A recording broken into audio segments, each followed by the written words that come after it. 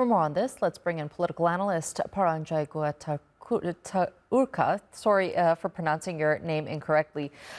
So let me first get your thoughts as the final phase of the elections kicks off in India.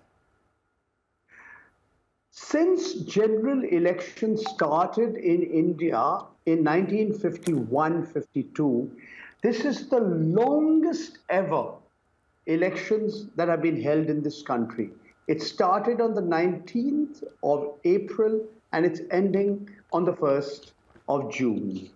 Now, before the elections began and even during the elections, there were expectations that it would be very, very easy for Prime Minister Narendra Modi to win a third consecutive term.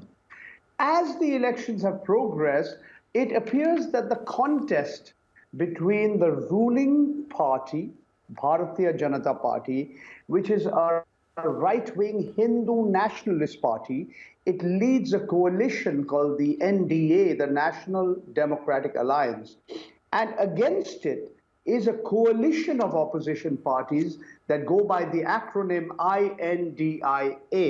It is led by the Indian National Congress, and they're putting up a good fight, a very good fight.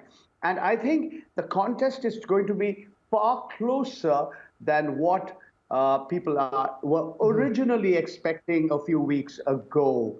And you know, it's happened when large parts of India, large parts of northern India are going through an unprecedented heat wave.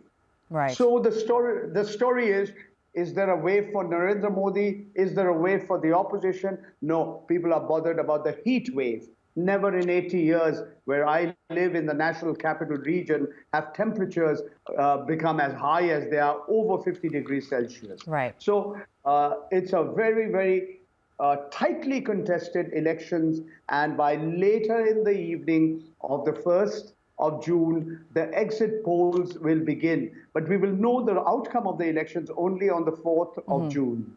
Well, this is definitely an important one for Narendra Modi. As you mentioned, he's trying to, win his third term. If he wins, will it change much in terms of geopolitics in the region?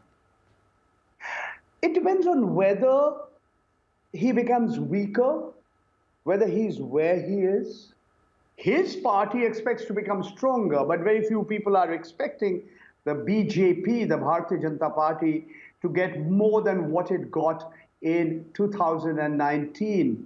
On that occasion, in the elections to the lower house of parliament, the Lok Sabha, the BJP got 303 out of 543. The coalition it headed, NDA, got much more. But this time, the expectation is that the BJP would become weaker. The halfway mark is 273.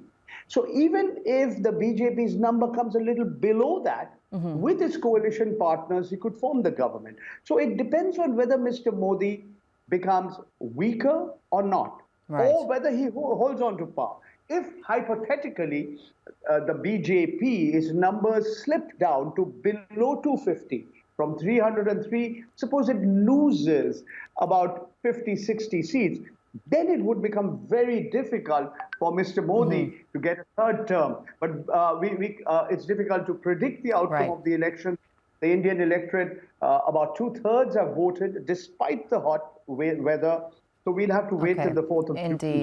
Indeed, it's going to be interesting to see the outcome of this election. Thank you so much for that analysis, political analyst Paranjoy Guha Thakurta. It was a pleasure speaking to you. Thank you. My pleasure.